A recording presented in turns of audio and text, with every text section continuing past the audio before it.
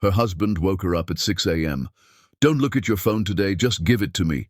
She refused. He turned pale and whispered, "You're going to hate me by noon." Exactly at noon, 47 messages arrived at the same time. The first one said, "Hi, my beautiful family. Welcome back to Mr. Peter Stories, your own family channel. May the Almighty wrap every woman in a light so gentle and powerful that no sadness can dim her spirit again. May He bless you with a peace that rests softly on your heart, a strength that never breaks, and a grace that makes every room brighter the moment you enter. May your nights be calm, your mornings filled with hope, and your days guided by blessings written just for you. I pray that every woman who has carried pain in silence receives joy that overflows. I pray every tired heart finds rest, every worried mind finds clarity, and every hidden tear is replaced with smiles that last a lifetime. You deserve oceans of love, mountains of respect, and a life where your kindness returns to you 1,000 times more. If your heart is true, like the video, if your love is real, write, "I am with Mr. Peter." Nicole Adams woke to hands gripping her shoulders, shaking her from sleep with an urgency that made her heart slam against her ribcage. "Baby, please." Orlando's voice cracked in the darkness. "Don't look at your phone today, just give it to me, please, Nicole."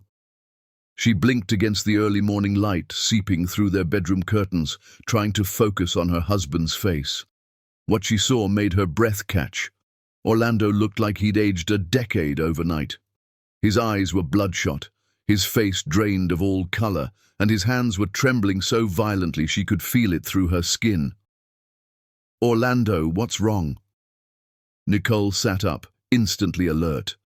After 15 years of marriage to this man, she'd never seen him like this. "Are you sick? Is someone hurt?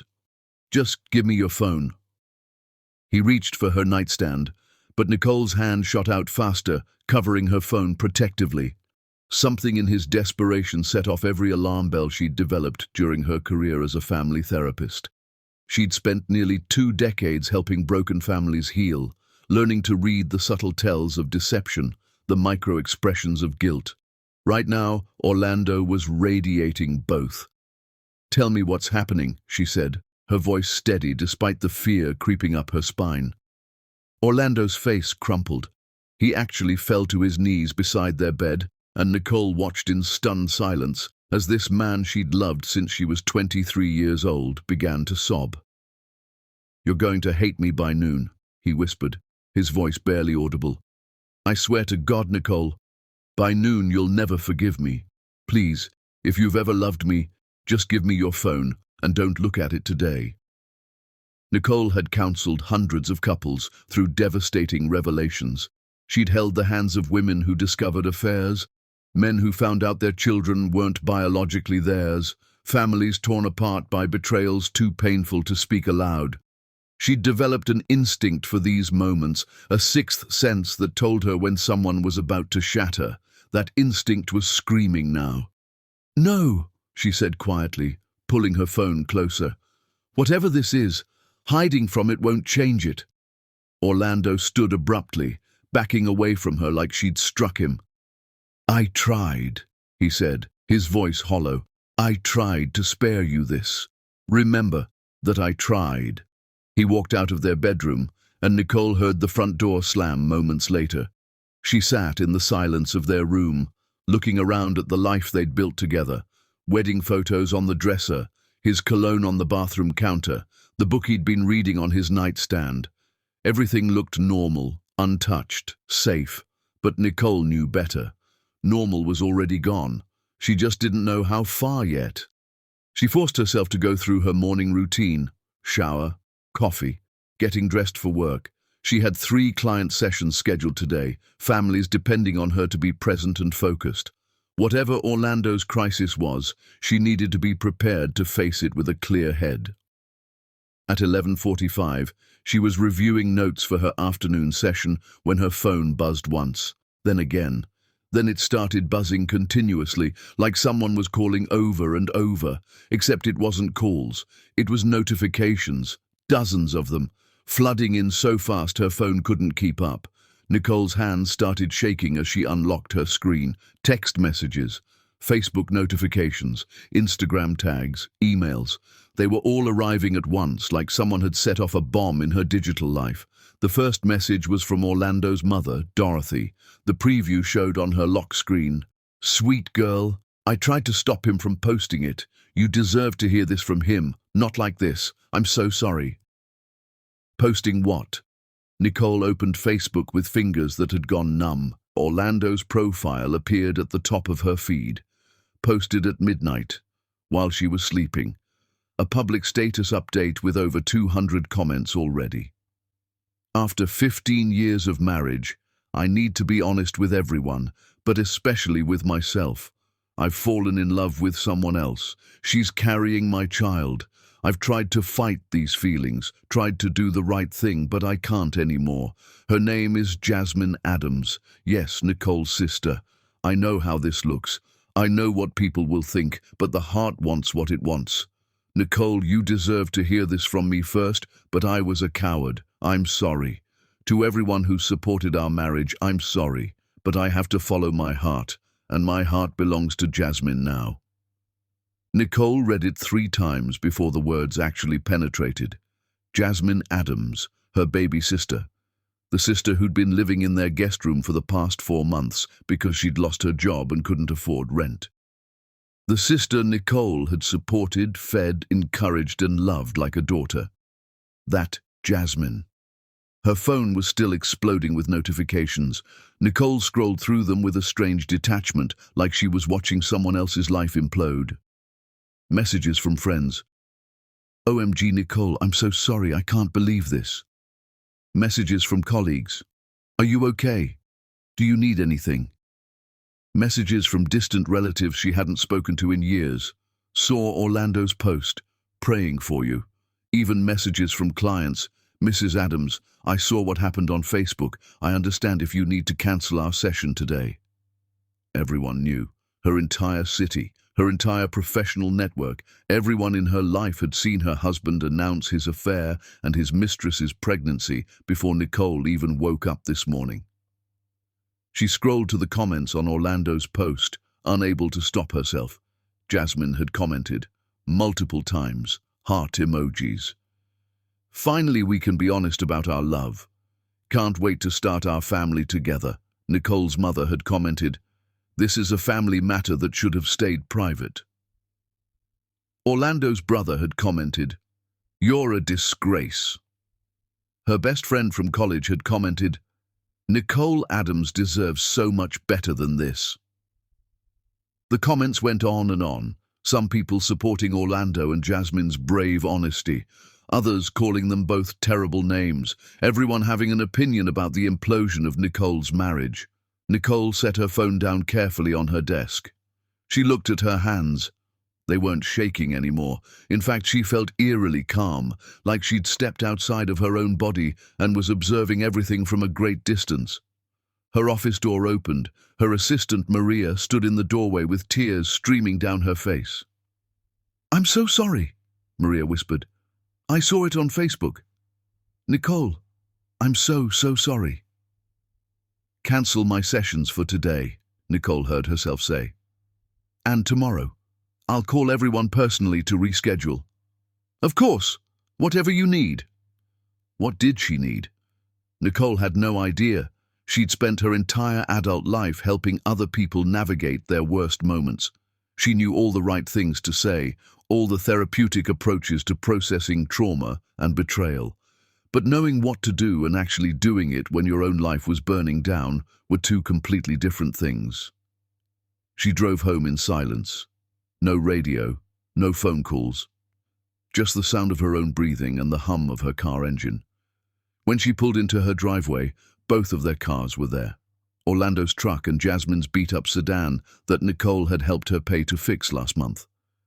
They were both inside, in her house, waiting for her. Nicole sat in her car for a long moment, staring at the house she'd bought with Orlando 8 years ago. They'd painted it together, renovated the kitchen together, planted the garden together, built a life together, or so she'd thought. She walked inside and found them in the living room, sitting on her couch like they had every right to be there. Jasmine was glowing. That was the only word for it. Her hand rested on her barely visible baby bump, and she looked radiant, satisfied, almost triumphant.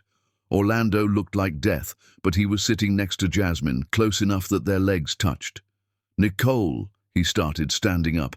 "I know you're—" "How long?" Nicole's voice cut through his words like a blade. Jasmine answered before Orlando could. "Since the birthday party you threw for me. You remember? The one where you invited all your fancy friends and made such a big show of being the successful big sister? That night, Orlando told me he'd never felt so alone in his own marriage." The birthday party. Nicole had spent weeks planning it. Jasmine had been depressed about turning 28 without a career or a relationship, and Nicole had wanted to remind her sister how loved she was. She'd invited everyone she could think of, decorated their house, bought an expensive cake, given Jasmine a beautiful bracelet she couldn't really afford. That night, Orlando and Jasmine had started an affair. "That was 4 months ago," Nicole said, still in that strange, calm voice that didn't sound like her own. 4.5, Jasmine corrected, like it mattered. Orlando found his voice. "Nicole, please. It wasn't supposed to happen like this. We tried to fight it. We tried so hard, but get out." Nicole's voice didn't rise, didn't shake. It was absolutely steady. "Both of you, I want you out of my house by tomorrow morning." Jasmine laughed, actually laughed. "You can't kick Orlando out, Nicole. This is legally his house too. We looked it up." Nicole turned to look at her sister, really look at her. This woman she'd protected, supported, and loved for 28 years. This woman who'd slept in Nicole's guest room, eaten at Nicole's table, and smiled in Nicole's face while sleeping with her husband. "Then he can explain to a divorce lawyer why he emptied our savings account last week," Nicole said quietly. "All of it. Every dollar we'd saved for the past 15 years. Gone. And he can explain why he took out a loan against my therapy practice without my knowledge or signature. I counsel families for a living, Jasmine. I spend every day learning to identify lies and manipulation. You two are amateurs playing a game you'll never win." The color drained from Orlando's face.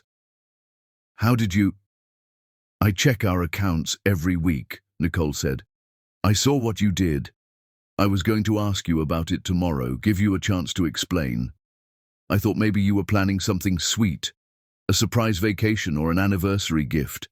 I actually thought the best of you." She laughed, and it was a bitter, broken sound. "I was going to give you a chance to tell me the truth, and instead, I woke up to the entire city knowing my marriage was over before I did." "Nicole, please." Orlando reached for her. "Don't touch me." She stepped back. "Don't ever touch me again. You have 24 hours to get your things and get out. If you're not gone by then, I'll have the police remove you for theft and fraud. Test me." She walked to their bedroom, locked the door, and finally let herself break. The sobs came from somewhere deep and primal, a grief so profound it felt like it might tear her apart.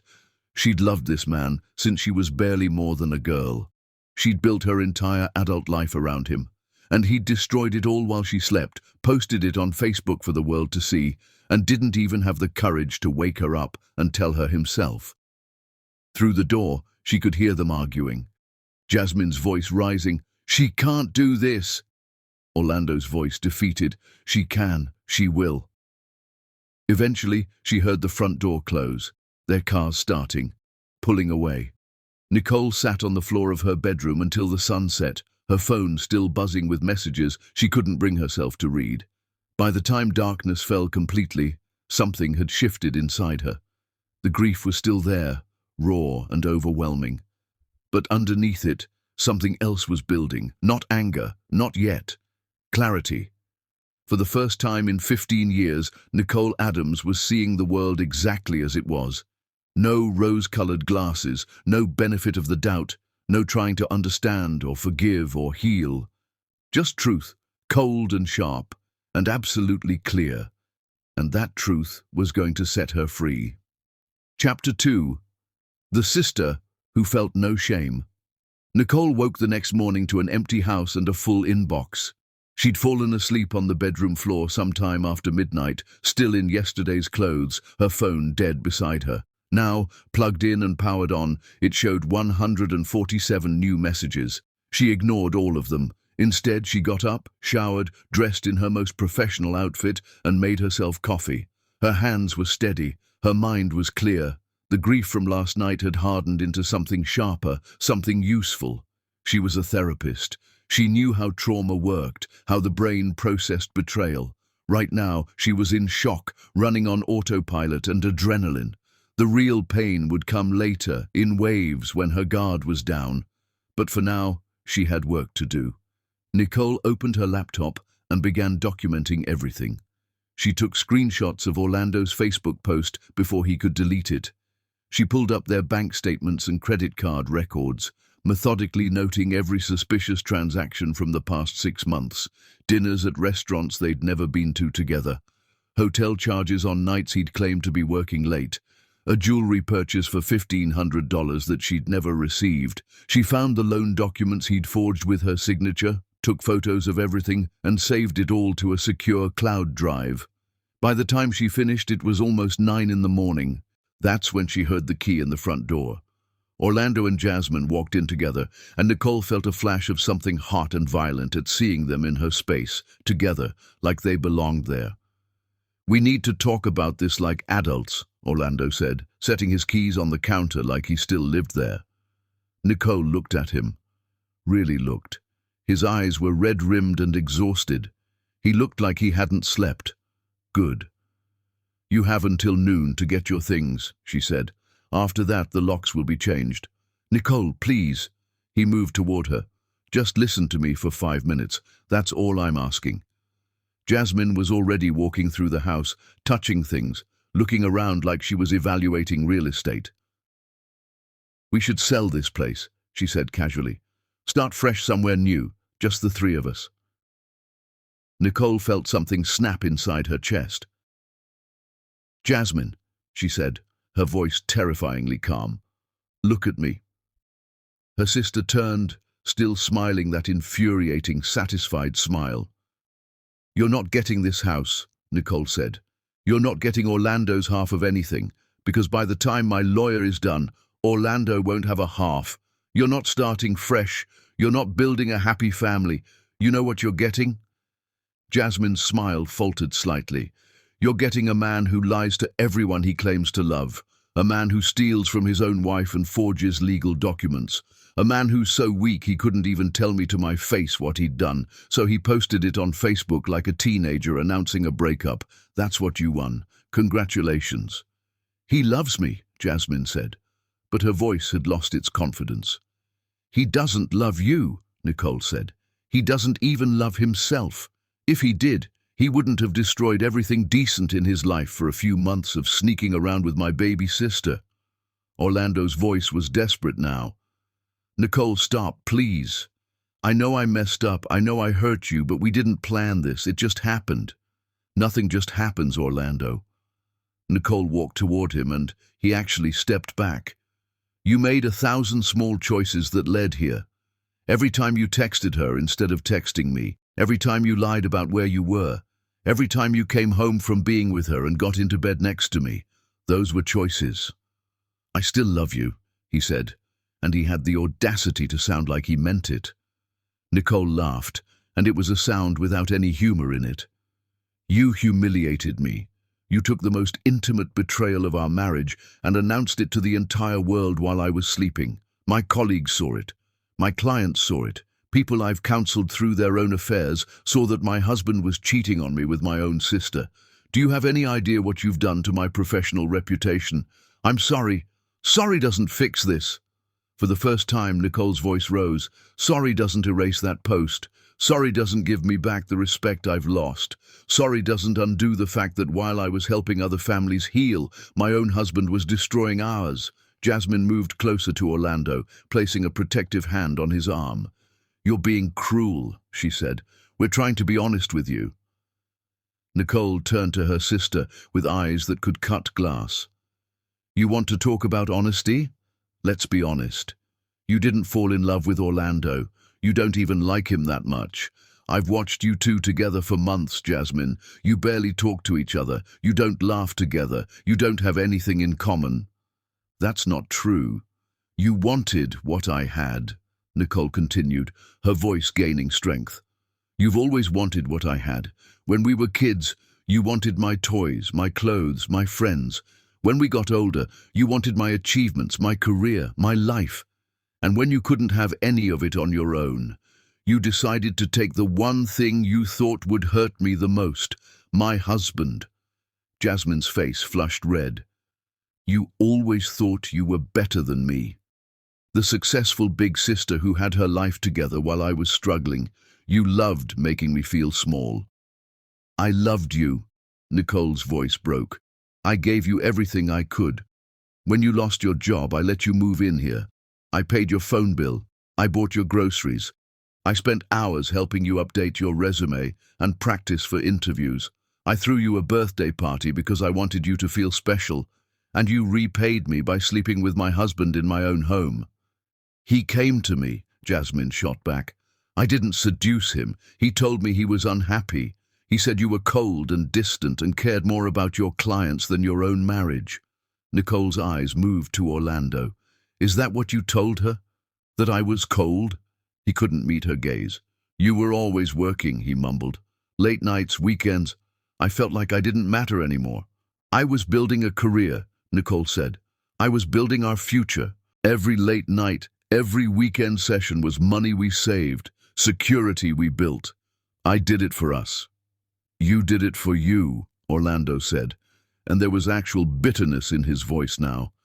Everything was always about your practice, your clients, your reputation. When was the last time you asked about my day? When was the last time we just spent time together without you checking your phone every 5 minutes? Nicole stared at him, genuinely shocked. So your solution was to sleep with my sister. You felt neglected, so you destroyed our marriage. I didn't mean for it to happen. Stop saying that. Nicole's voice echoed through the house. Stop acting like this was something that happened to you instead of something you chose. You chose to betray me. You chose to lie. You chose to let my sister live in our house while you were sleeping with her. You chose to announce it on Facebook instead of having the courage to tell me to my face. Own it, Orlando. At least have enough respect for me to own what you did. The silence that followed was deafening. Finally, Orlando spoke, his voice small. You're right. I'm a coward. I'm weak. I knew it was wrong, and I did it anyway. And then I was too scared to tell you, so I posted it online thinking maybe that would make it easier. It didn't. It made everything worse. Yes, Nicole said. It did. Jasmine's hand went to her belly, a gesture Nicole recognized as calculated. What about the baby? Are you just going to abandon your niece or nephew? That baby is innocent, Nicole said, and that baby deserves better than being used as a manipulation tactic. I hope you both figure out how to be decent parents, because God knows you've proven you're terrible at being decent people. Nicole, Orlando started. Get out, she said. I gave you until noon. It's 11:45. Get whatever you need and go. I've already called a locksmith. By 1 o'clock your key won't work anymore. She walked past them, out of the house, and got in her car. She couldn't be there while he packed, couldn't watch him sort through their life together, deciding what to take and what to leave. She drove to the one place she knew she'd be safe, her office. Maria looked up in surprise when Nicole walked in. You're supposed to be taking time off. I need to make some phone calls, Nicole said. Can you hold all my calls except one? I'm expecting a call from Elizabeth Morrison. Maria nodded, understanding immediately. Elizabeth Morrison was the best divorce attorney in the state. Nicole went into her office, closed the door, and dialed the number from memory. Elizabeth answered on the second ring. Nicole, I saw what happened. I'm so sorry. Don't be sorry, Nicole said. Be ready. I want everything, Elizabeth. The house, the practice, every asset we accumulated during the marriage, and I want him to pay for what he did. He forged your signature on legal documents, Elizabeth said. That's fraud. I can absolutely work with that. Good, Nicole said. Because I'm done being understanding. I'm done being forgiving. I'm done being the bigger person. What are you ready to be? Elizabeth asked. Nicole looked out her office window at the city she'd built her career in, the community that had just watched her marriage implode on social media. I'm ready to win, she said. And somewhere in her chest, where her heart used to be, something fierce and unbreakable began to grow. Chapter 3. The Family That Betrayed Her. Nicole's phone rang while she was reviewing the divorce papers Elizabeth had already drafted. The efficiency was both impressive and terrifying. She looked at the caller ID. Mom. Nicole almost didn't answer, but something made her pick up, some masochistic need to know just how deep this betrayal went. Nicole, honey. Her mother's voice was careful, tentative. How are you holding up? How am I holding up? Nicole repeated. My husband announced his affair with my sister on Facebook. How do you think I'm holding up? I know, baby. I know. It's terrible. But Jasmine called me this morning, and she's very upset. She says you threatened them. Nicole felt the world tilt slightly. Jasmine called you, and you're calling to check on her. I'm calling to check on both of you. No, Nicole interrupted. You're calling because Jasmine cried to you, and you want me to make this easier for her, just like always. Her mother sighed. That's not fair, Nicole. You've always been the strong one. Jasmine is more sensitive. She needs what? Nicole's voice was sharp. She needs me to forgive her for sleeping with my husband. She needs me to be understanding about the fact that she's pregnant with his baby. What exactly does Jasmine need from me, Mom? She needs her family, her mother said quietly. She's scared and pregnant and starting over. She made a mistake. A mistake. Nicole stood up, pacing her office. A mistake is forgetting someone's birthday. A mistake is saying the wrong thing at dinner. Sleeping with your sister's husband for months in her own home is not a mistake. It's a choice, a series of choices. Nicole, I understand you're angry. Do you? Nicole asked. Because you don't sound like you understand. You sound like you're making excuses for her, again. The silence on the other end of the line was telling. When did you know? Nicole asked. When did Jasmine tell you about the affair? More silence. Mom, when did you know? She told us last month, her mother finally admitted. She was scared and didn't know what to do. She needed someone to talk to. Nicole felt like she'd been punched in the chest. Last month? You've known for a month. We were trying to figure out the best way to tell you.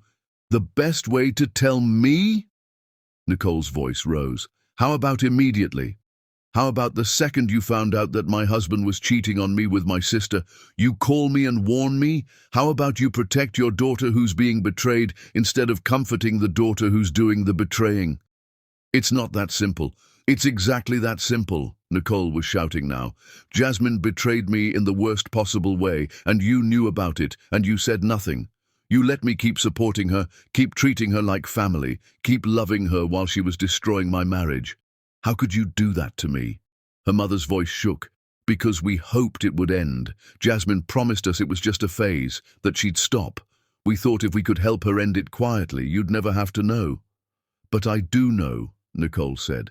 The entire city knows, because Orlando posted it on Facebook for everyone to see. And now I'm the fool who didn't know her own husband was cheating, the therapist who couldn't save her own marriage, the woman whose own family conspired to lie to her. We weren't conspiring. What would you call it then? Nicole demanded. You knew my husband was unfaithful. You knew my sister was the other woman. And you chose to protect her instead of me. That's conspiracy, Mom. That's betrayal. She heard her father's voice in the background, muffled but growing closer. Then he was on the phone. Nicole, that's enough. Your mother is upset. I'm upset, Nicole shot back. I'm the one who's been betrayed by everyone I love, and you're worried about Mom being upset. We're worried about both of you, her father said, using his stern voice, the one that used to work when she was a teenager. And about Jasmine. She's carrying our grandchild, Nicole. She's family. So am I, Nicole said quietly. Or I used to be. Don't be dramatic. Of course you're family. But Jasmine is in a vulnerable position right now. She's pregnant and dealing with a lot of judgment from people who don't understand. Don't understand what? Nicole interrupted. Don't understand that she slept with her sister's husband? I think people understand that perfectly. She made a mistake, her father said firmly, a big one.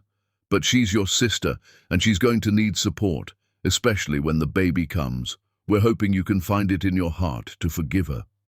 Nicole laughed, and it was a hollow, broken sound. You're hoping I can forgive her. Not hoping she'll apologize. Not hoping she'll show any remorse. Hoping I'll just forgive her and move on, so family dinners aren't awkward. That's not what I meant. That's exactly what you meant, Nicole said. You want me to be the bigger person, the strong one, the one who sacrifices her feelings so everyone else can be comfortable. Well, I'm done being that person. Nicole, did it ever occur to you that maybe Jasmine should be the one making amends? That maybe she should be begging for my forgiveness instead of calling you to complain about me? That maybe the person who destroyed this family should be the one fixing it? She's trying to build a new family. With my husband. Nicole's voice cracked. With the man I've loved for 15 years. The man I built a life with. She's building her new family on the ruins of mine, and you're supporting her. We're not taking sides. Yes, you are, Nicole said. You took a side the moment you found out what she did and didn't tell me. You took a side when you called to ask me to be understanding. You took a side when you prioritized her feelings over mine. So don't stand there and tell me you're not taking sides, Dad. You made your choice very clear. The silence stretched between them. I didn't raise you to be cruel, her father finally said. You didn't raise me to be a doormat either, Nicole replied. Or maybe you did, and I'm just now figuring that out. She hung up before he could respond. Her hands were shaking. Her whole body was shaking. She'd never spoken to her parents like that in her entire life. She'd always been the good daughter, the respectful one, the one who smoothed things over and kept the peace. But what had that gotten her? A family who'd chosen her betrayer over her.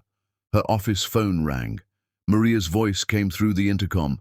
Nicole, Elizabeth Morrison is here to see you. Send her in. Elizabeth walked into Nicole's office, carrying a briefcase and wearing an expression of grim determination. She was in her late 50s, with steel-grey hair and eyes that missed nothing. I've been doing this for 30 years, Elizabeth said, sitting down across from Nicole, and I've never seen a case with this much ammunition. Your husband is an idiot. Despite everything, Nicole almost smiled. Tell me. Elizabeth opened her briefcase and pulled out a thick folder. First, the Facebook post. That's digital evidence of adultery that he voluntarily provided. Second, the forged signature on the loan documents. That's fraud. Possibly a felony, depending on how the prosecutor wants to handle it. Third, the drained bank accounts. Fourth, I've already started subpoenaing his financial records, and I'm seeing a pattern of suspicious transactions going back at least 6 months. What kind of transactions? Hotels, restaurants, a jewelry purchase that you confirmed you never received. And here's the interesting part. He used the joint credit card for all of it. He didn't even try to hide it. Nicole shook her head. He thought I wouldn't check.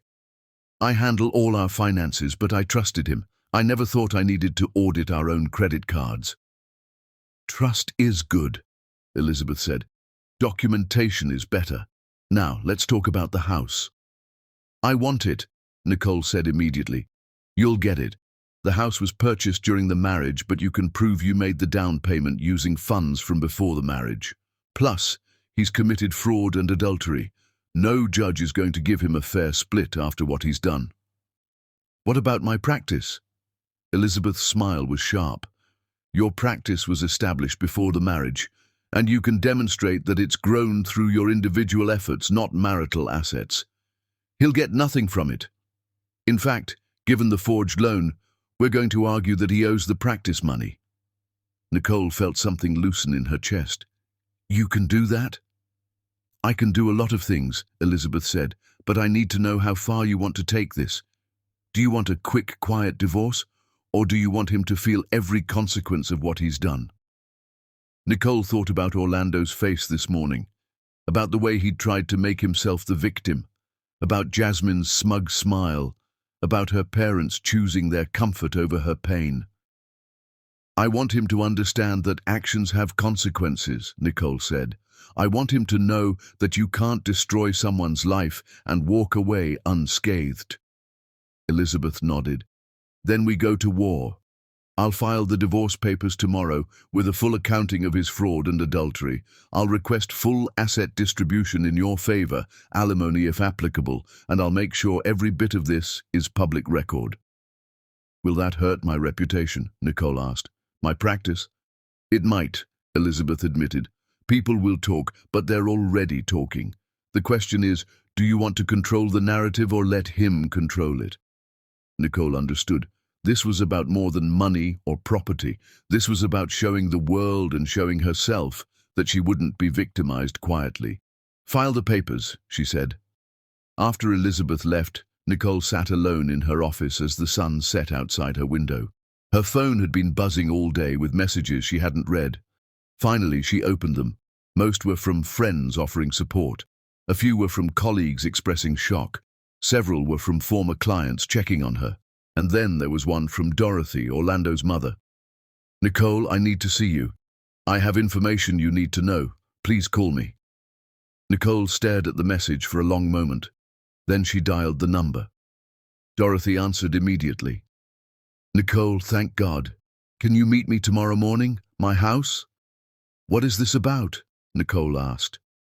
"I can't say over the phone," Dorothy said, and her voice was shaking.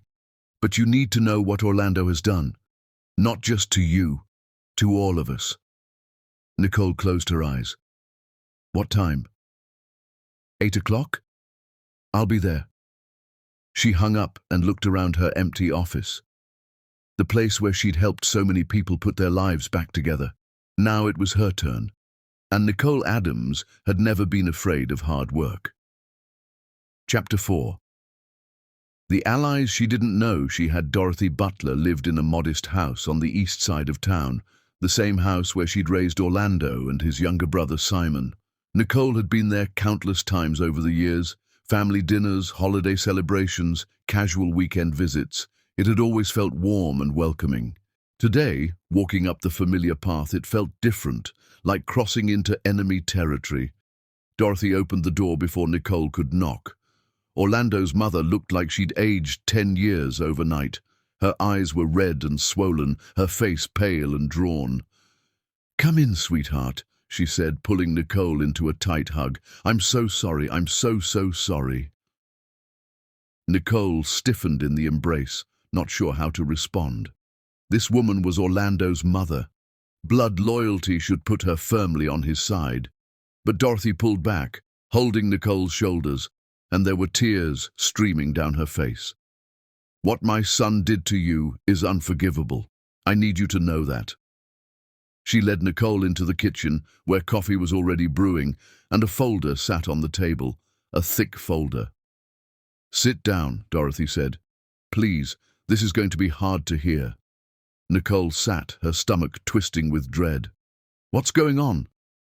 Dorothy poured 2 cups of coffee with shaking hands. Then she sat across from Nicole and pushed the folder toward her. "Last year," Dorothy began, "Orlando came to me and said you were expanding your practice. He said you needed capital but were too proud to ask for help, so he was asking on your behalf." Nicole's blood ran cold. "I never expanded my practice last year." "I know that now," Dorothy said, "but I didn't know it then. He was so convincing. He showed me what looked like business plans, contractor estimates, all of it. He said you'd be mortified if you knew he was asking me for money, so I had to keep it secret." "How much?" Nicole asked, though part of her didn't want to know. $80,000, Dorothy whispered. "Everything I'd saved for retirement, everything your father-in-law left me when he died." Nicole felt sick. "Dorothy, I gave it to him because I thought I was helping you," Dorothy continued, her voice breaking. "I thought I was investing in your future, in both of your futures. He promised to pay me back within 2 years, said the practice expansion would bring in enough revenue to make it easy." "But there was no expansion," Nicole said. "No." Dorothy opened the folder with trembling hands. There was an apartment across town, lease signed last year, paid in full for 12 months. She pulled out a lease agreement. Nicole saw Orlando's signature at the bottom. There was jewelry. Dorothy laid out credit card statements with a purchase highlighted. $1,500 at Davidson's. The same week he borrowed money from me. Nicole remembered seeing that charge and asking Orlando about it. He'd said it was a surprise for their anniversary, told her not to spoil it by asking questions. She'd never received anything. There were trips, Dorothy continued, laying out more statements. Hotels in the city, when he told you he was visiting me. Restaurants he took her to while you thought he was working late. All of it paid for with my retirement money, Nicole. The money I thought was going to help you. Nicole stared at the evidence spread across the table. Months of lies, meticulously documented. Every charge a tiny betrayal, all adding up to something monstrous. How did you get all this? She asked. I'm still on his phone plan, Dorothy said. I can access the account online. When I saw that Facebook post, I started looking, really looking, and I found all of this. She paused. There's more. More? Dorothy pulled out her phone and showed Nicole a text message thread.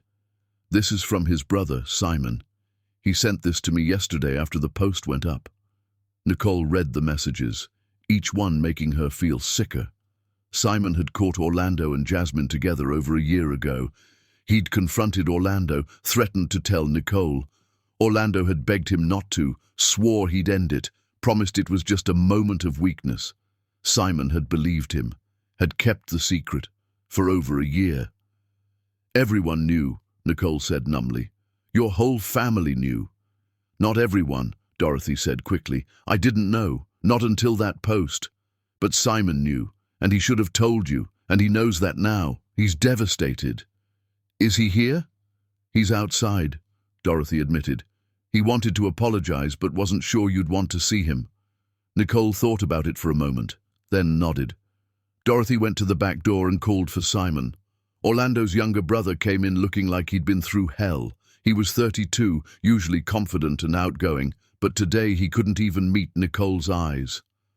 I'm sorry, he said immediately. Nicole, I'm so sorry. I should have told you the second I saw them together. I have no excuse. Why didn't you? Nicole asked. Not angry, just genuinely wanting to understand. Because he's my brother, Simon said helplessly. And he begged me not to.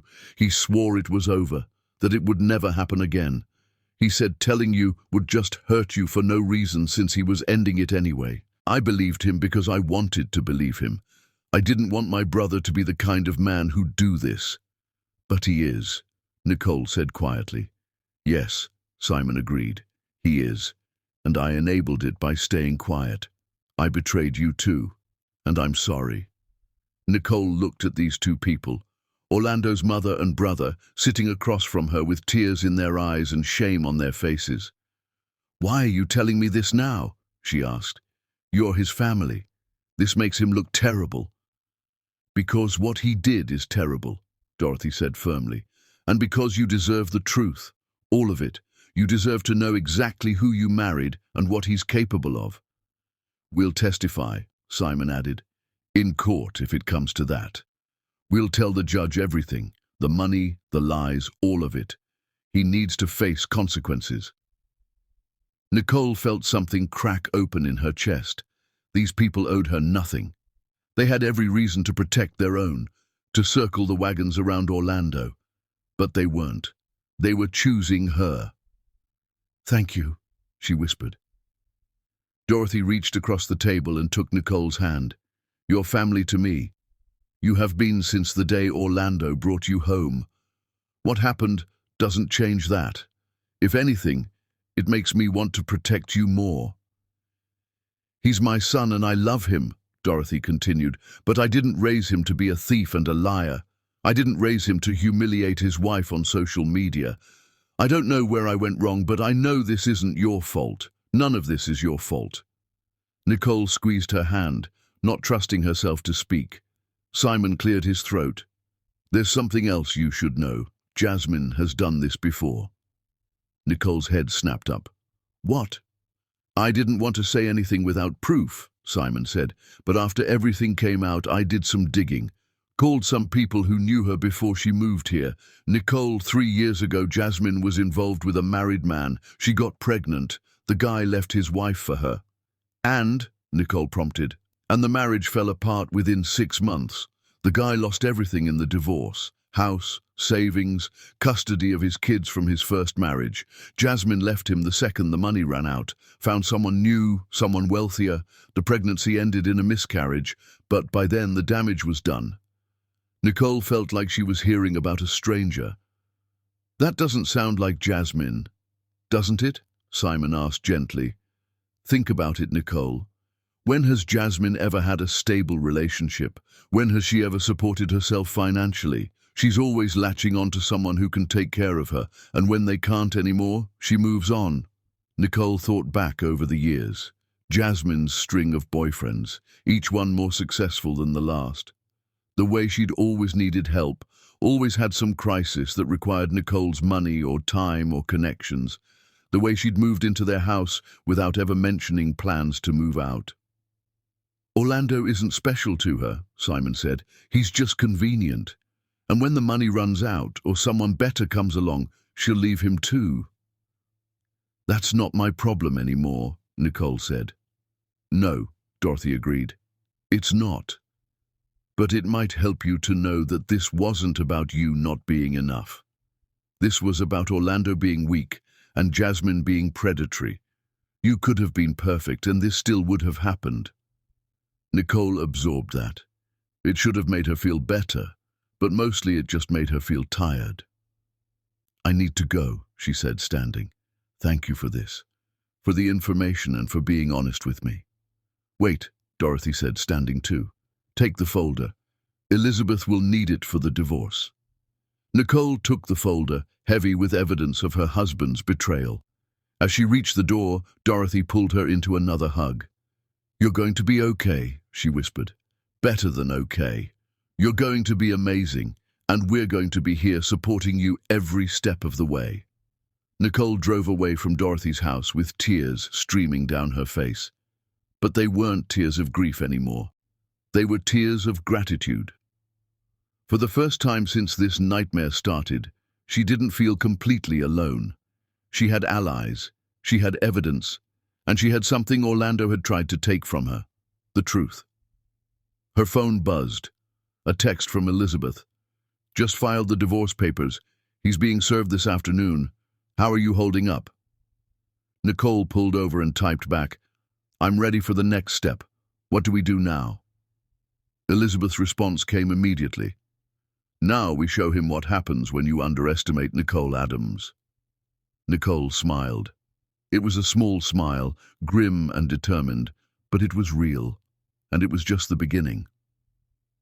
Chapter 5. The Woman Who Built an Empire. The divorce papers hit Orlando like a bomb. Nicole knew because Simon called her 30 minutes after the process server left Orlando's apartment. He's losing it, Simon said. Calling Mom, calling me, screaming about how you're trying to destroy him. I thought you'd want to know. Thanks for the warning, Nicole said. Nicole? Simon's voice was hesitant. Be careful, I've never seen him like this. She thanked him and hung up, then immediately called Elizabeth. Change the locks on my office too, and the practice building. If he has keys to anything, I want them useless. Already done, Elizabeth said. I had a locksmith there an hour ago. He can't get near you. Good. Nicole had taken the week off from seeing clients, but that didn't mean she wasn't working. She was in her office every day, rebuilding, and that's when the messages started coming. The first was from Victoria Chen, a client whose marriage Nicole had saved 3 years ago. Victoria ran a successful medical billing company and had been on the verge of divorcing her husband when they'd come to Nicole for counseling. I saw what happened, Victoria's message read. I'm so sorry. If there's anything I can do, please ask. You saved my family. I'd like to return the favor. Then came a message from James Patterson, a real estate developer whose custody battle Nicole had helped him navigate. Nicole, I owe you everything. My kids still have their father because of you. Whatever you need, I'm here. And Catherine Rodriguez, who ran a boutique marketing firm. You helped me save my marriage when I thought it was over. Now I want to help you. Let's talk. Nicole stared at the messages, overwhelmed. These were people whose lives she'd touched, whose families she'd helped heal, and now they wanted to help her. She started making calls. Victoria came to her office that afternoon, elegant and professional as always. I've been thinking about this since I saw that terrible post, she said. You're an incredible therapist, Nicole, but you've been running a small practice, working yourself to exhaustion. What if you could expand? Really expand? I can't afford to expand right now, Nicole admitted. The divorce is going to be expensive and I'm already stretched thin. What if you didn't have to afford it? Victoria asked. What if someone invested in you? Nicole blinked. What? I've made a lot of money in medical billing, Victoria said. More than I know what to do with, honestly. I've been looking for good investment opportunities, businesses run by people I trust, people who actually care about the work they do. You want to invest in my practice? I want to invest in you, Victoria corrected. I've seen how you work. I've experienced the results firsthand. You don't just fix marriages, Nicole. You heal families. That's rare and valuable. And I think you could help a lot more people if you had the resources to grow. Nicole felt something unfamiliar stirring in her chest. Hope. What would that look like? She asked carefully. Victoria pulled out a folder. I had my accountant draw up some projections. If we opened 2 more locations, one on the south side, one in the suburbs, and hired additional therapists to work under you, we could triple your client capacity within a year. The return on investment would be substantial, but more importantly, you'd be helping 3 times as many families. Nicole looked at the numbers. They were staggering. Why? She asked. Why would you do this for me? Victoria's expression softened. Because 3 years ago, my marriage was falling apart. My husband and I were barely speaking. We were hurting each other, and our kids were caught in the middle. You sat with us for months, Nicole. You taught us how to communicate again, how to see each other as partners instead of enemies. You saved us. Her voice thickened with emotion. My daughter told me last week that she's glad her parents love each other. Do you know what that means to me? To know that my kids are growing up in a home filled with love instead of anger? That's because of you. So yes, I want to invest in you because the world needs more of what you do. Nicole felt tears prickling her eyes. I don't know what to say. Say yes, Victoria smiled. Say yes and let's build something amazing.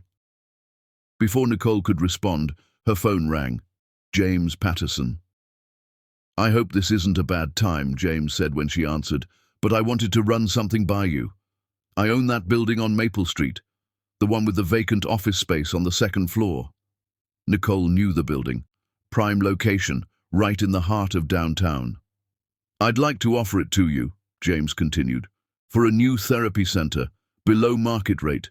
Consider it a thank you for what you did for me and my kids. Nicole's hand tightened on the phone.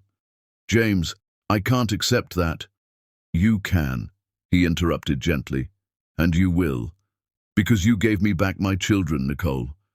I was going to lose custody. My ex-wife was painting me as an absent father, and I was so angry and hurt that I was making it worse. You helped me see that being a good father meant putting my kids first, even when it hurt. You helped me communicate with my ex, to co-parent instead of fight.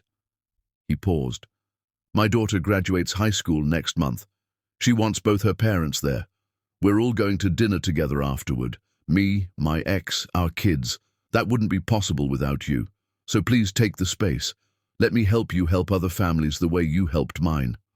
Nicole was crying now, overwhelmed by the generosity pouring in from every direction. Over the next few days, more offers came. Catherine offered to handle all the marketing for the expanded practice pro bono. You need people to know you're not the victim in some sordid scandal, she said. You're a respected professional who helps families heal. Let me control that narrative. A lawyer Nicole had counseled through a difficult divorce offered free legal advice on setting up the business structure for expansion. A contractor whose marriage she'd saved offered to renovate the new spaces at cost. An interior designer whose family therapy sessions had prevented a bitter custody battle offered to design the offices for free. Within 2 weeks, Nicole had investors, locations, contractors, and a business plan that made her head spin. She was building an empire. Not because she'd planned to, but because the people she'd helped over the years were lifting her up, refusing to let her fall. Meanwhile, Orlando kept calling, leaving voicemails that progressed from angry to desperate. "You're taking everything from me. How is that fair?" "Nicole, please, we need to talk about this. The divorce papers are insane. Your lawyer is asking for the house, the car, everything. I have rights too. Baby, I know I messed up, but this is cruel. You're ruining my life." Nicole deleted each message without listening to the whole thing. Then came the message that made her actually pause. "Nicole, it's not working out with Jasmine. She's not who I thought she was. Maybe we could talk? Maybe work this out? I miss you so much." Nicole stared at her phone, feeling absolutely nothing. She called Elizabeth. "He's trying to reconcile." "Of course he is," Elizabeth said dryly. "He's realizing you're not going to roll over and let him take half of everything. He's panicking." "What do I do?" "Nothing," Elizabeth said firmly. "Don't respond. Don't engage. Let him panic. It's good for our case." Nicole took that advice. She didn't call back, didn't text, didn't acknowledge Orlando's existence outside of what the divorce required. Instead, she threw herself into building her new practice. The first new location opened 6 weeks after Orlando's Facebook post. The space was beautiful, warm, welcoming, designed to make families feel safe. Nicole hired 2 excellent therapists she'd known for years, both excited to be part of something bigger. The second location opened a month after that. Local news covered the expansion. "Local therapist turns personal tragedy into professional triumph," one headline read. The story detailed how Nicole had built her practice from nothing, how she'd helped countless families, and how she was now expanding to serve even more people in need. The article mentioned Orlando's infidelity only briefly, and in a way that made Nicole look strong and resilient rather than victimized. Catherine had done her job perfectly. Nicole's calendar filled up immediately. New clients wanted to work with the therapist who'd overcome public humiliation with such grace. Former clients returned, bringing friends and family members who needed help. The practice was thriving, Nicole was thriving, and Orlando was falling apart.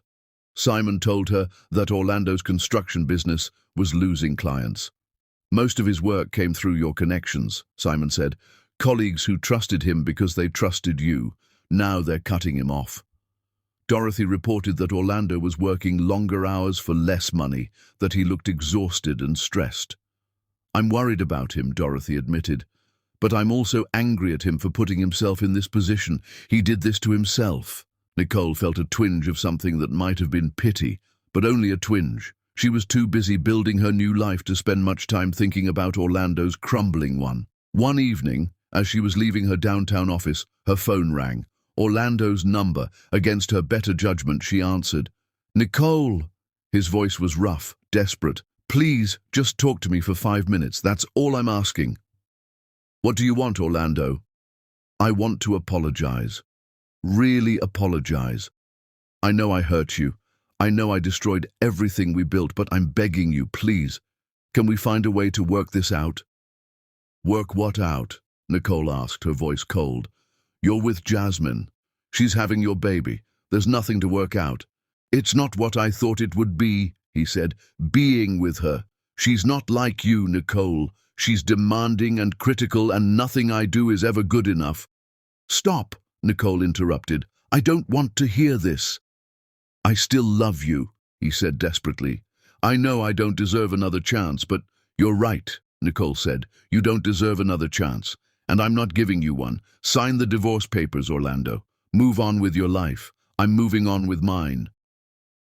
She hung up before he could respond, and for the first time since that terrible morning when he'd tried to take her phone, Nicole felt completely, utterly free. Her marriage was over, but her life Her life was just beginning. Chapter 6. The Pregnancy That Revealed Everything. Jasmine posted a gender reveal video when she was 5 months along. Pink balloons filled Orlando's small apartment, and she smiled for the camera while Orlando stood behind her, looking exhausted. "It's a girl," Jasmine announced to her Instagram followers. "We're having a daughter. Orlando and I couldn't be happier." Nicole saw it because a friend sent it to her with the message, "Can you believe her?" Nicole watched the video once, then deleted the message. She had no room in her new life for Jasmine's performance, but the universe had other plans. A week after the gender reveal, Nicole received a message from someone unexpected, Derek Williams, Jasmine's ex-boyfriend from 3 years ago. "I saw what happened with your sister and your husband," the message read. "I don't know if this matters now, but I thought you should know the truth about Jasmine. Can we talk?" Nicole normally wouldn't engage with random messages, but something about the earnest tone made her respond. "Who are you exactly?" Derek's reply came quickly. "I dated Jasmine 3 years ago. Before she moved to your city, I know what she's capable of, and I think you deserve to know what you're really dealing with." They agreed to meet at a coffee shop downtown. Nicole brought Catherine along just to be safe. Derek turned out to be a quiet man in his late 30s, wearing a faded jacket and looking nervous. He ordered coffee and then pulled out his phone. "I'm going to show you something," he said. "But I need you to understand, I'm not doing this to hurt anyone. I'm doing this because what Jasmine did to my friend destroyed his entire life, and I don't want to see her do it again."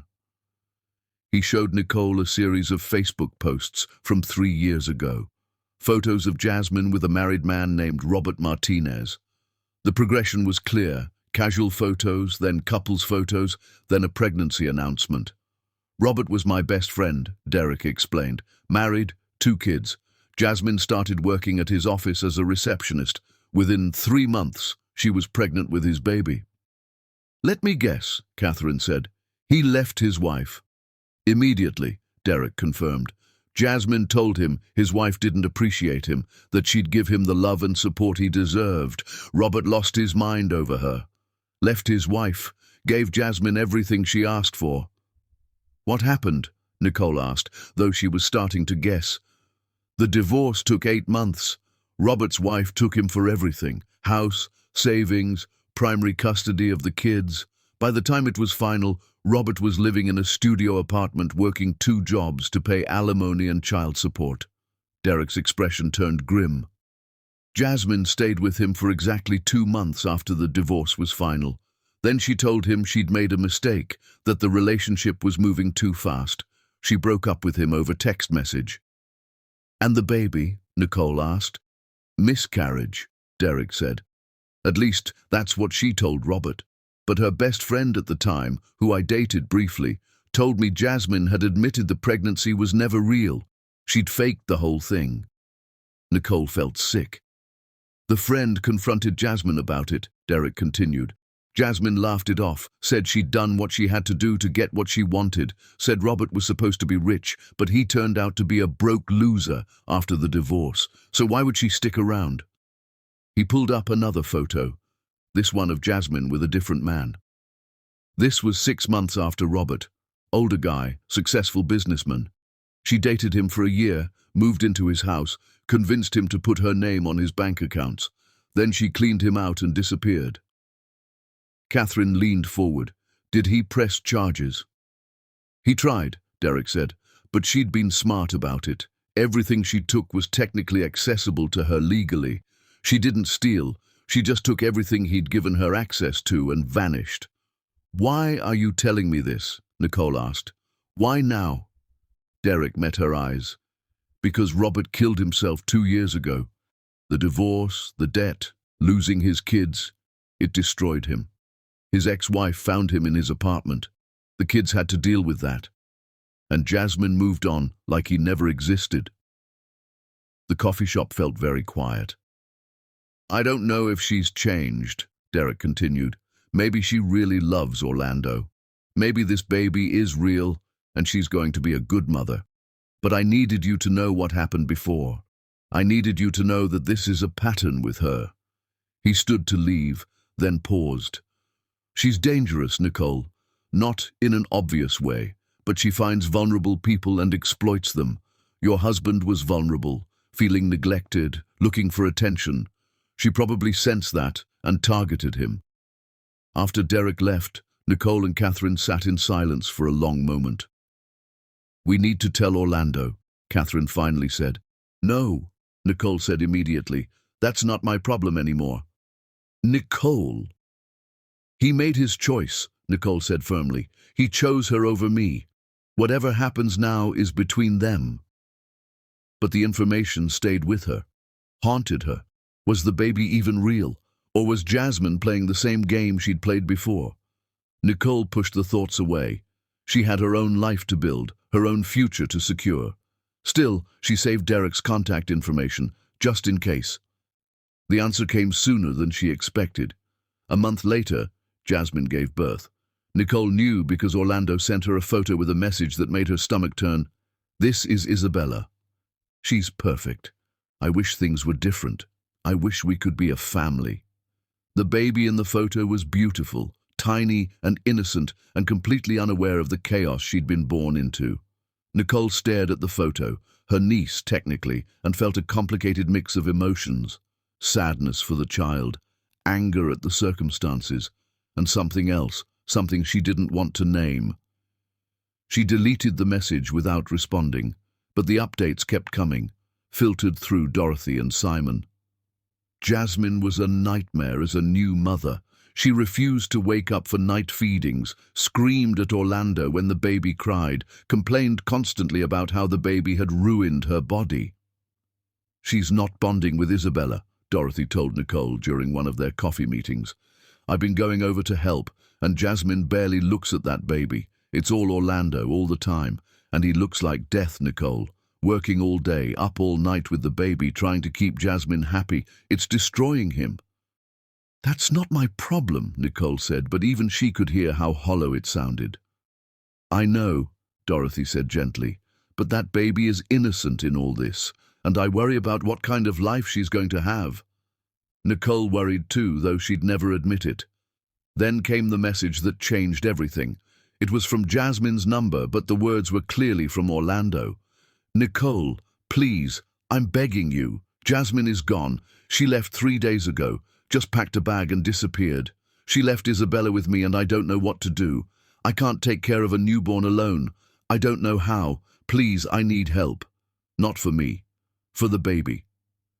Nicole stared at the message, her hands shaking. Jasmine had done it again. Found a man, gotten what she wanted, then vanished when things got hard. Just like Derek had warned. Nicole called Dorothy. "Did you know Jasmine left?" "Yes," Dorothy said, her voice heavy. "She's been gone for days.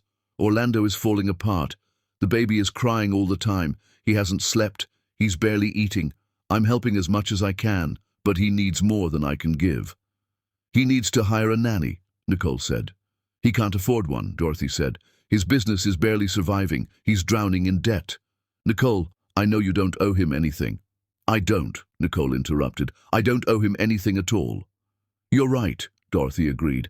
"But that baby didn't ask for any of this." Nicole closed her eyes. "What are you asking me to do?" "I don't know," Dorothy admitted. "I just thought you should know what's happening, in case it matters to you." It shouldn't matter. Nicole knew that. Orlando had made his choices. He'd destroyed their marriage, humiliated her publicly, stolen from her and his own mother. He deserved to struggle. But the baby didn't. Nicole thought about that tiny face in the photo Orlando had sent. Isabella, an innocent child born into absolute chaos. "I'm not getting back together with him," Nicole said firmly. "I'm not helping him. That needs to be very clear." "Of course," Dorothy said, "but if he needs resources, parenting classes, counseling, information about childcare assistance programs, I can provide that professionally." It wasn't much, but it was something, and maybe that was enough, for now. Chapter 7. The holiday that divided everything. Thanksgiving arrived like an unwelcome reminder that Nicole's family was broken beyond repair. Her mother called 3 weeks before the holiday. "You're coming to Thanksgiving, right? We'll all be together." "Will Jasmine be there?" Nicole asked, though she already knew the answer. Silence. "She's family," her mother finally said, "and she's having a hard time right now. She made some mistakes, but—" "She's not having a hard time," Nicole interrupted. "She abandoned her newborn daughter and disappeared. That's not making mistakes, that's being a terrible person. We don't know the whole story." "Yes, we do," Nicole said. "The whole story is that Jasmine destroyed my marriage, got pregnant, had the baby, then ran away the second things got difficult. That's the whole story, Mom." "She came back," her mother said defensively. "She's been home for a week now. She says she just needed some space to process everything." Nicole laughed, and it was a bitter sound. "Space to process? She left a newborn baby with a man who has no idea how to care for her. She didn't need space. She needed to face the consequences of her actions, and she couldn't handle it." "You're being very harsh." "I'm being honest," Nicole corrected. "And I'm not coming to Thanksgiving if Jasmine is there. I'm done pretending we're one big happy family when she destroyed mine without a second thought." "Nicole, please. It's been months. Can't you find it in your heart to forgive?" "Has she apologized?" Nicole asked. "Has she shown any remorse? Has she acknowledged that what she did was wrong?" Silence answered her question. "That's what I thought," Nicole said. "So, no, Mom, I'm not coming. I'm going to spend Thanksgiving with people who actually care about me." She hung up before her mother could guilt her into changing her mind. Then Nicole made a decision that felt both terrifying and liberating. She called Victoria, James, Catherine, and several other clients turned friends who'd supported her through the divorce. "I'm hosting Thanksgiving," she announced, "at my house, for anyone who wants to come. No drama, no judgment, just good food and better company." The response was overwhelming. Victoria immediately offered to cater the meal. "My cousin owns a restaurant. He'll do it at cost." James offered to bring wine. "The good stuff. We're celebrating you, Nicole." Catherine offered to help set up and decorate. "I'm thinking elegant, but warm. We'll make it beautiful." By the time Nicole hung up, she'd committed to hosting 30 people. She invited Dorothy and Simon too. "Your family," she told them, "the family I choose." Thanksgiving Day arrived crisp and beautiful. Nicole's house had never looked better. Fall decorations everywhere, the table set with her grandmother's china, the smell of turkey and stuffing filling every room. People started arriving around noon. Former clients, colleagues, friends who'd stood by her through the worst months of her life. Each one brought dishes, wine, flowers, and most importantly, joy. Dorothy arrived with Simon and his wife carrying homemade pies. "I'm so glad you invited us," she said, hugging Nicole tightly. "This is what Thanksgiving should feel like." The house filled with laughter and warmth. People who'd come as clients had become genuine friends. They shared stories about their families, their struggles, their triumphs. Several people mentioned how Nicole's counseling had changed their lives. "You saved my marriage," one woman said, raising her glass. "If it weren't for you, I wouldn't be celebrating 10 years with my husband next month." "To Nicole." Everyone raised their glasses. "To Nicole." Nicole felt tears prickling her eyes, but they were good tears, happy tears. She posted one photo on social media, just one, a picture of her surrounded by friends, smiling genuinely for the first time in months. She captioned it simply, "Grateful for the family I've found." The photo went mildly viral in her local community. Comments poured in. "You look so happy." "This is what strength looks like." "Orlando lost the best thing that ever happened to him." Nicole's phone buzzed constantly with messages of support. And somewhere across town, at her parents' house, Jasmine saw the photo. Nicole knew because her mother called the next day, voice tight with anger. "That photo was very hurtful, Nicole. Jasmine cried all through dinner." "I didn't post it to hurt anyone," Nicole said calmly. "I posted it because I was happy. Am I not allowed to be happy?" "You know how it looked," her mother pressed, "like you were throwing it in her face that you don't need family." "I don't need family that betrayed me," Nicole corrected. I have family. I had 30 people at my house yesterday who love and support me. Real family isn't just blood, Mom. It's the people who show up for you. We wanted to show up for you. By inviting Jasmine to Thanksgiving. By expecting me to sit at the same table as the woman who destroyed my marriage. That's not showing up for me. That's asking me to sacrifice my peace and dignity for your comfort. Her mother was crying now. We made a mistake. Your father and I talked about it last night. We chose wrong. We should have stood by you from the beginning. Nicole felt something loosen in her chest. Yes, you should have. Can you forgive us? Her mother asked. Please, Nicole. We're so sorry. Nicole thought about it, really thought about it. I don't know, she said honestly. Maybe someday. But not right now. Right now, I need space from all of you. I need to focus on building my life without constantly being pulled back into drama I didn't create. What about Jasmine? Her mother asked. She's your sister. She stopped being my sister the day she betrayed me, Nicole said, and nothing that's happened since has changed that. After she hung up, Nicole sat in her living room looking at the remnants of yesterday's celebration, dishes still in the sink, leftover food in the fridge, the lingering warmth of people who genuinely cared about her. This was her life now, built from the ashes of her old one, stronger and more authentic than before. Her phone buzzed again. This time, it was Orlando. Saw your Thanksgiving post. You looked happy. I'm glad. I mean it. You deserve to be happy. Nicole stared at the message for a long moment. Then she blocked his number. She was done with performative apologies and empty sentiments. She was done with people who only valued her when they realized what they'd lost. She was moving forward, and she wasn't looking back. Chapter 8. The business that rose from ashes winter settled over the city, and with it came the quieter work of building something permanent. Nicole's therapy practice had expanded to 3 locations.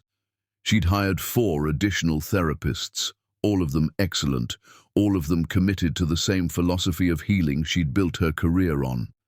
But it wasn't just about growth. It was about creating something meaningful, something that would outlast the scandal that had tried to define her.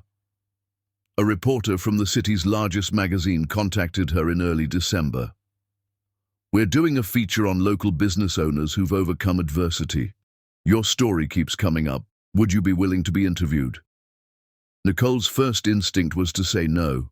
She didn't want to be known as the therapist whose husband cheated. She wanted to be known for her work. Catherine convinced her otherwise. You control the narrative, she said. Talk about your practice, your mission, the families you've helped. The personal stuff is just context. The real story is what you've built. The interview ran in January. The headline read, From Heartbreak to Healing, How Nicole Adams Built a Mental Health Empire. The article was beautiful. It talked about Nicole's approach to therapy, her commitment to helping families stay together, her expansion into underserved communities. The affair was mentioned briefly in the context of overcoming personal challenges while maintaining professional excellence. Some people might have let something like that destroy them, Nicole was quoted as saying, but I chose to let it refine me instead, to let it remind me why this work matters. The response was overwhelming. Nicole's phone rang constantly with new client inquiries. Other therapists reached out wanting to work with her. Investors contacted her about opening even more locations. Within weeks, Nicole was negotiating contracts for 2 additional therapy centers and considering offers to speak at national conferences about trauma recovery and resilience. Her practice wasn't just surviving, it was thriving. Meanwhile, Orlando's construction business was dying. Simon told her about it during one of their occasional coffee meetings. He's lost almost all his contracts. Word got around about what he did, and people don't want to work with him. That's not my fault, Nicole said. I know, Simon agreed. But he's struggling, Nicole. Really struggling. He can barely afford rent, let alone childcare for Isabella. Where's Jasmine in all this? Nicole asked. Simon's expression darkened. She comes and goes, stays for a few days, disappears for a week. She's not helping with the baby or contributing financially. Orlando is doing everything alone. Nicole felt that familiar twinge of something that might be pity, but only a twinge. He made his choices, she said. I know, Simon said. I just thought you should know what's happening. 2 weeks later, Orlando showed up at Nicole's office. Her receptionist called her, voice nervous. There's a man here to see you. He says it's urgent. His name is Orlando Butler. Nicole's stomach dropped. Tell him I'm not available. I did. He said he'll wait as long as it takes. Nicole closed her eyes. She could call security, have him removed. But part of her, a small, stubborn part, wanted to hear what he had to say. Send him back, she said, but stay nearby. Orlando walked into her office looking like a ghost of the man she'd married. He'd lost weight, his clothes hung loose on his frame, and there were dark circles under his eyes that spoke of endless, sleepless nights. Thank you for seeing me, he said, standing awkwardly in the doorway. You have 5 minutes, Nicole said, staying behind her desk. Professional distance, safe distance. Orlando sat in the chair across from her. I came to apologize, really apologize, not just say the words. I know I destroyed everything we built. I know I humiliated you. I know I stole from you and from my own mother. I know what I did was unforgivable. Nicole waited. There had to be more. Jasmine isn't who I thought she was, he continued. She's cruel and selfish, and she doesn't care about Isabella at all. She leaves for days at a time. I don't even know where she goes, and when she's here, she's angry and resentful and makes me feel like everything is my fault. It is your fault, Nicole said quietly. You chose her. You destroyed our marriage for her. Now you have to live with that choice. I know, he said, and he was crying now. I know I did this to myself. But Nicole, I can't do this alone. I'm drowning. I'm working every hour I can get, but it's not enough. I can barely afford rent and diapers. I don't know how to take care of a baby. I don't know how to do any of this. Then hire help, Nicole said. Get a nanny. Ask your family. Figure it out. I can't afford a nanny, he said desperately. And my mom is helping as much as she can, but she has her own life. Nicole, I need... No, Nicole interrupted. You don't get to need me. You lost that right when you posted about your affair on Facebook. You lost it when you forged my signature on legal documents. You lost it when you stole from your own mother to buy jewelry for my sister. Orlando's face crumpled.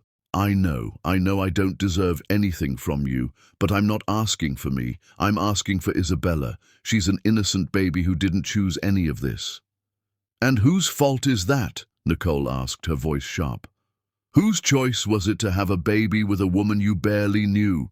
Whose decision was it to destroy a stable marriage for an affair that was never going to last?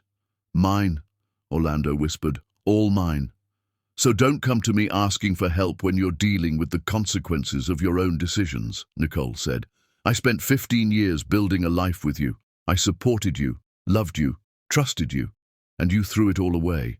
Now you get to live with what you chose. I still love you, he said, and there was such desperation in his voice it almost hurt to hear. I know I don't deserve it, but I still love you, and I think about you every single day, about what I lost, about how stupid I was. You don't love me, Nicole said, and her voice was gentler now.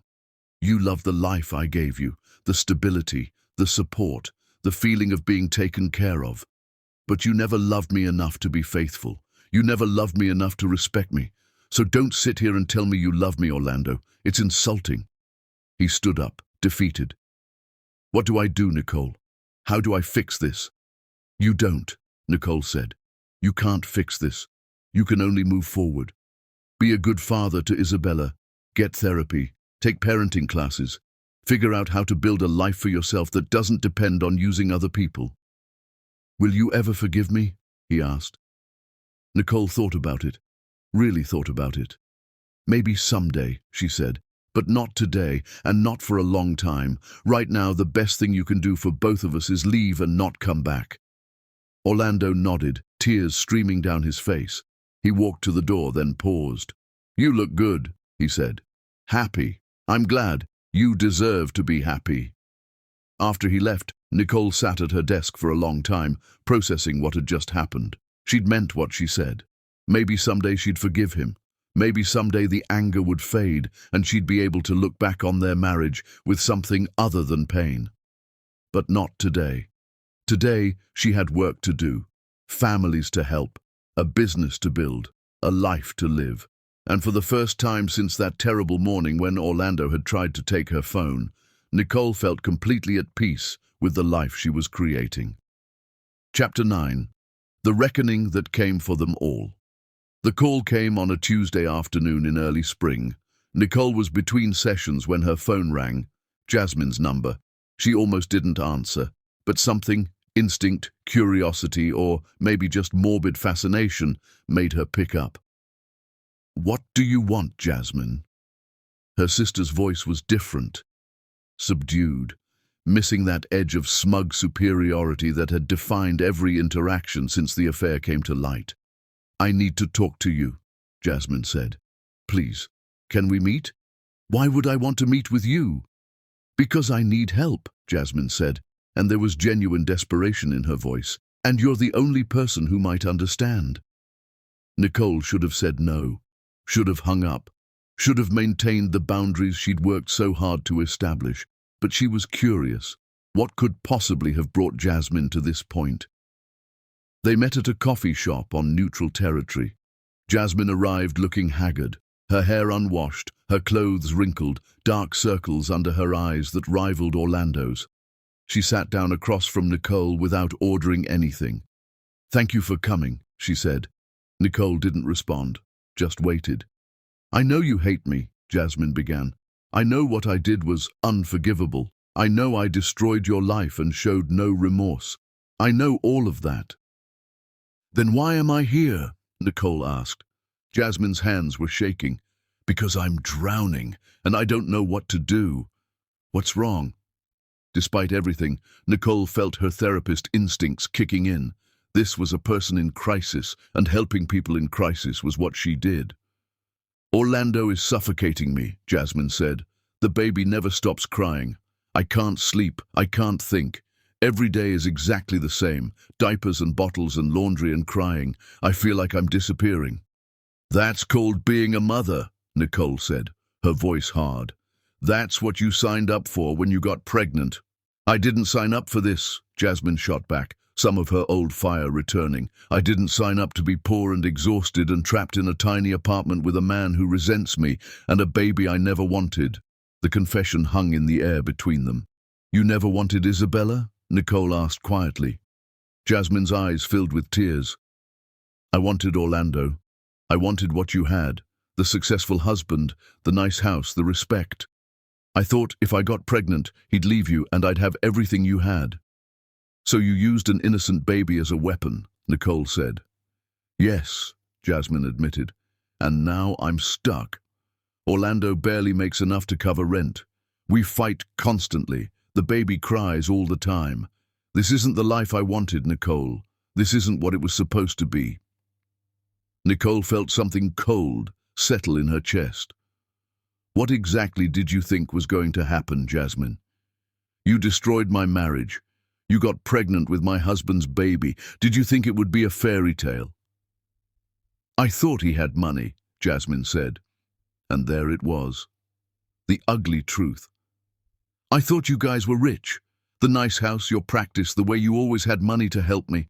I thought if I took him from you, I'd have all of that."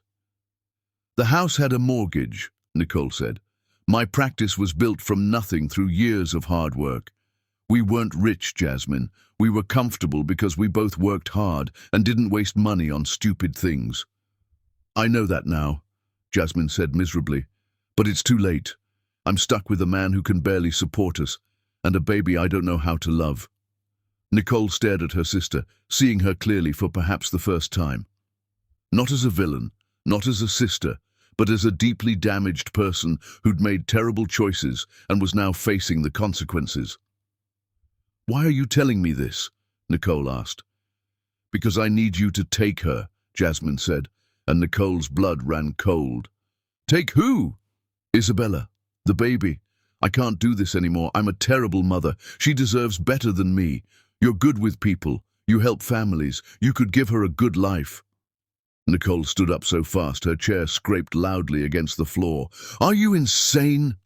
"Please," Jasmine begged. "I know I have no right to ask. I know what I did to you.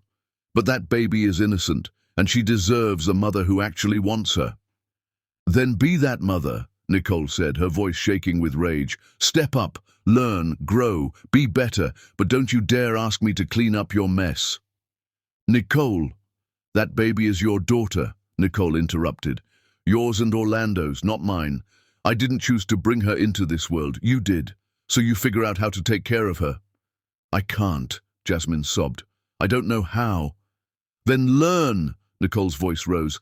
"Take parenting classes, get therapy, ask for help from people who actually owe you something. But don't come to me, the woman whose life you destroyed, and ask me to raise your child." She grabbed her purse and headed for the door, but Jasmine's voice stopped her. "I'm leaving," Jasmine said. "With or without your help, I'm leaving. I can't do this anymore. I'm going to walk away and never look back." Nicole turned slowly. "You're going to abandon your infant daughter." "She'll be better off without me," Jasmine said, and she actually seemed to believe it. "Orlando will figure it out, or your family will help, or someone will step in. But I can't be her mother. I don't have it in me." Nicole looked at this woman, her sister, though that word felt meaningless now, and felt a mixture of disgust and pity so intense it made her nauseous. "If you walk away from that baby," Nicole said quietly, "don't ever contact me again. Don't call me when you're lonely or broke or in trouble. Don't show up at family events expecting forgiveness. Don't come back years from now with apologies and explanations. If you do this, you're dead to me, completely and forever." Jasmine nodded. "I understand." "I hope you do," Nicole said, "because once you walk away from your daughter, there's no coming back from that. That's not a mistake. That's not a rough patch. That's abandonment, and I will never, ever forgive you for it." She left Jasmine sitting there and drove straight to Orlando's apartment. He answered the door holding Isabella, who was crying. He looked shocked to see Nicole. "We need to talk," she said. "Now." 20 minutes later, Isabella was asleep in her crib, and Orlando was sitting across from Nicole with his head in his hands. "She told you," he said. It wasn't a question. "She told me she wants to abandon her daughter," Nicole confirmed. "Please tell me she's not serious." "She's already gone," Orlando said. "Left 3 days ago. Said she needed space to think. I knew she wasn't coming back." Nicole felt her chest tighten. "Orlando, that baby—" "I know," he interrupted. "I know she needs her mother. I know I can't do this alone. I know everything is falling apart." He looked up at her with red, desperate eyes. "But I love her, Nicole. Despite everything, despite how she came into this world, I love my daughter, and I'm not going to abandon her the way Jasmine did." "What are you going to do?" Nicole asked. "I don't know," he admitted. "But I'll figure it out. I have to." Nicole looked at this broken man, the father of a baby who'd never asked to be born into such chaos. "I'm not getting back together with you," she said firmly, "and I'm not raising your daughter. That needs to be very clear." "I know," Orlando said quickly. "I'm not asking for that." "But that baby is innocent," Nicole continued, "and she deserves better than what you and Jasmine have given her so far." She pulled out her phone and sent a quick email. "I'm connecting you with resources, parenting support groups, affordable childcare options, therapy for yourself. Take advantage of them, Orlando. Be the parent Isabella deserves." "Why are you helping me?" he asked. "After everything I did?" "I'm not helping you," Nicole said. "I'm helping her, because she didn't choose any of this, and someone needs to make sure she has a chance at a decent life." She stood to leave, then paused. "And Orlando, if you ever use that baby to try to get back into my life, if you send me photos or updates or try to make me feel guilty for not being involved, I will cut you off completely. Understood?" "Understood," he said. Nicole walked out of that apartment and didn't look back. She'd done what she could.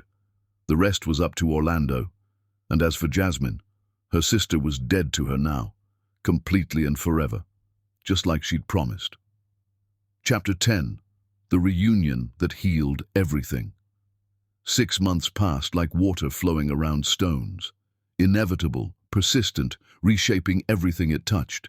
Nicole's therapy practice expanded to 5 locations. Her book, Rebuilding After Betrayal, A Therapist's Journey Through Personal Crisis, hit shelves in early fall and immediately began climbing bestseller lists. The book tour brought her to cities across the country, speaking to rooms full of people who saw themselves in her story.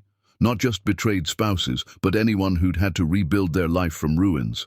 She was dating now, nothing serious yet, but Jonathan, a high school history teacher with kind eyes and a genuine laugh, made her feel safe in a way she hadn't felt in years.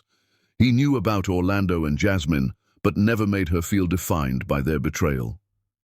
"You're so much more than what happened to you," he told her on their 3rd date. "That's what I see when I look at you. Not the hurt, not the past, just you." It was exactly what Nicole needed to hear. The book launch event was scheduled for a Friday evening in early November at the city's largest bookstore. Nicole had invited everyone who mattered: Victoria, James, Catherine, Dorothy, Simon, and dozens of clients who'd become friends.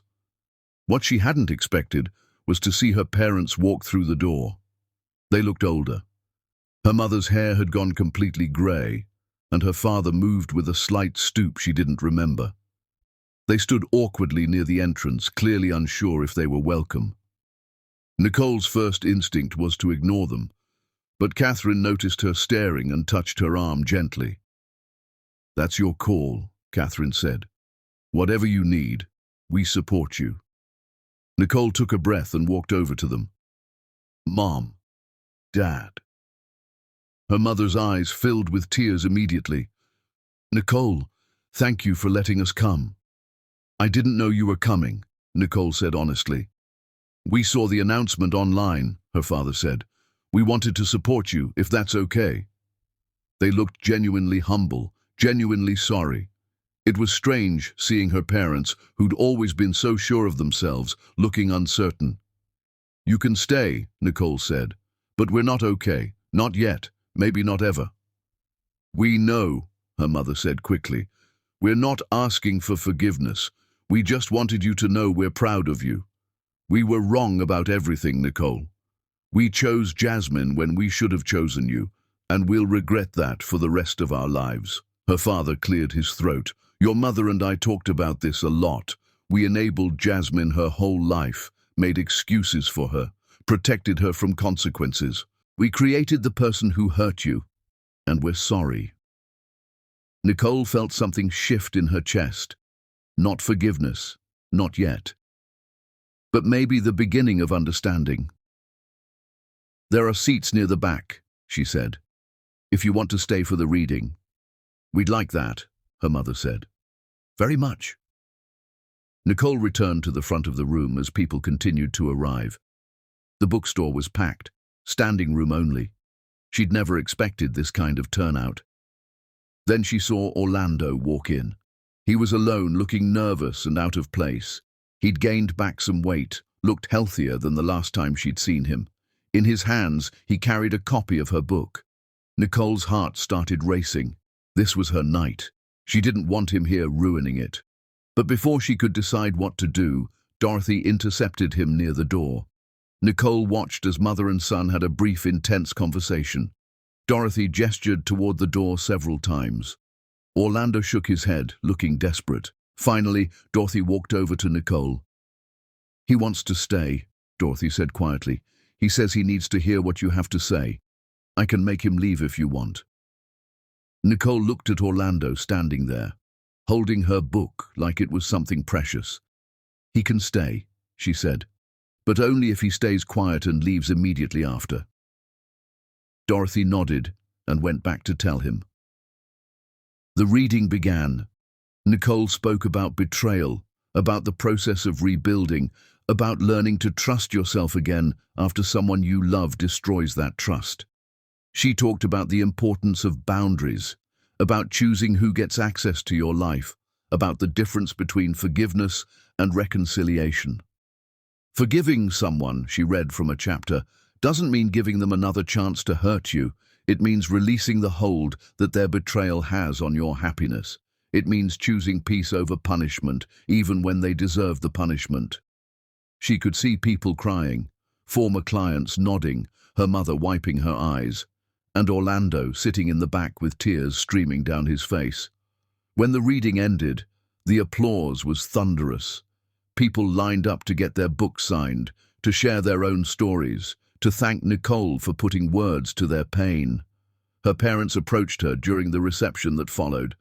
"That was beautiful," her mother said. "Nicole, honey, we're so proud of you." "We made terrible mistakes," her father added. "We see that now. We wondered if maybe we could try again. Slowly. Just coffee sometimes. No pressure, no expectations."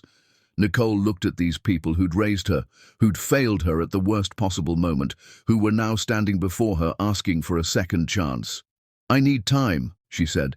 "But yes, we can try. Coffee once a month. We'll see how it goes." Her mother hugged her, and Nicole let herself lean into the embrace for just a moment. After they left, Nicole was signing the last few books when Orlando approached. The room had mostly cleared out. Just a few close friends remained, giving them space but staying close enough to intervene if needed. Orlando set his book on the table. His hands were shaking. "I know I shouldn't be here," he said. "I know you probably want me to disappear forever, but I needed to hear you speak. I needed to understand what I did to you." Nicole looked up at him. Really looked. This man who'd been her husband, her partner, the person she'd trusted most in the world. "Did you understand?" she asked. "Some of it," he admitted. "I heard you talk about rebuilding trust, and I realized I never valued your trust when I had it. I took it for granted. I assumed you'd always be there, always forgive me, always give me another chance." He pulled out a piece of paper from his pocket, unfolded it carefully.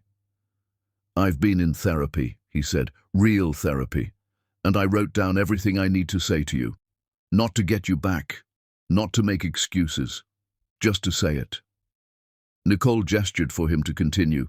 Orlando took a shaky breath and read from the paper. "Nicole, I destroyed the best thing in my life because I was selfish and weak. I blamed you for working too hard when I should have supported your dreams. I let Jasmine manipulate me because I wanted to feel important. I humiliated you publicly because I was too cowardly to face you.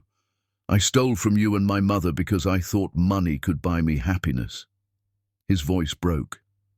"I was wrong about everything. You weren't cold or distant. You were building a future for us while I was destroying it. You weren't the problem in our marriage. I was. All of it was me." He looked up from the paper, meeting her eyes directly. "I don't expect forgiveness. I don't deserve it. But I needed you to know that I finally understand what I did. And I'm sorry. I'm so sorry. Not just for the affair or the lies, but for making you doubt yourself, for making you wonder if you weren't enough. You were always enough, Nicole. I just wasn't strong enough to see it." Nicole sat quietly for a moment, processing his words. "What about Isabella?" she asked. Orlando's face softened. "She's amazing. Dorothy helps me a lot. I took all the parenting classes you recommended. I'm learning. It's hard, but she's worth it. And Jasmine? Gone," Orlando said flatly. "She calls sometimes asking for money. I don't answer. She made her choice." Nicole nodded. "Good. That baby deserves a parent who shows up." "I'm trying to be that," Orlando said. "I want to be that. I want to give her what I couldn't give you. Consistency, honesty, presence." He picked up the book. "Can you sign this? I want to read it. To understand what you went through because of me." Nicole took the book and wrote carefully. "To Orlando. May you learn to be the man your daughter deserves. Nicole." She handed it back to him. "Thank you for coming," she said, "and thank you for the apology. It helps. Not completely, but it helps." "Can I ask you one thing?" Orlando's voice was barely a whisper. "What?" "Are you happy? Really happy. Nicole thought about her expanded practice, her successful book, her new relationship with Jonathan, the friends who'd become family. Yes, she said simply, I am. Orlando nodded, fresh tears streaming down his face. Good. That's good. You deserve it. He turned to leave, then stopped. For what it's worth, I think about you every day. About what I lost. About how stupid I was. I'll carry that for the rest of my life. Good, Nicole said, and she didn't mean it cruelly. That's the consequence you earned. Carry it. Learn from it. Use it to be better for your daughter. After Orlando left, Jonathan appeared at her side with champagne. That looked intense, he said. You okay? I'm perfect, Nicole said, and she meant it. She looked around the bookstore at the evidence of her success, at the friends who'd stood by her, at the future she'd built from the ashes of her old life. Her phone buzzed. A text from her publisher. Your book just hit #1 on the Times list. Congratulations. Nicole smiled and put the phone away. She raised her champagne glass to Jonathan, to Dorothy and Simon, who were toasting her from across the room, to Catherine and Victoria and James and everyone who'd helped her rebuild. To new beginnings, Jonathan said. To chosen family, Nicole added. They clinked glasses. And for the first time in over a year, Nicole Adams felt completely, genuinely, beautifully free. Not because Orlando had apologized, not because her parents had asked for forgiveness, not because Jasmine had faced consequences, but because Nicole had built a life so full of purpose and love and authentic connection that their betrayal no longer defined her. She was more than what had happened to her. She was Nicole Adams, therapist, author, friend, partner, and that was more than enough.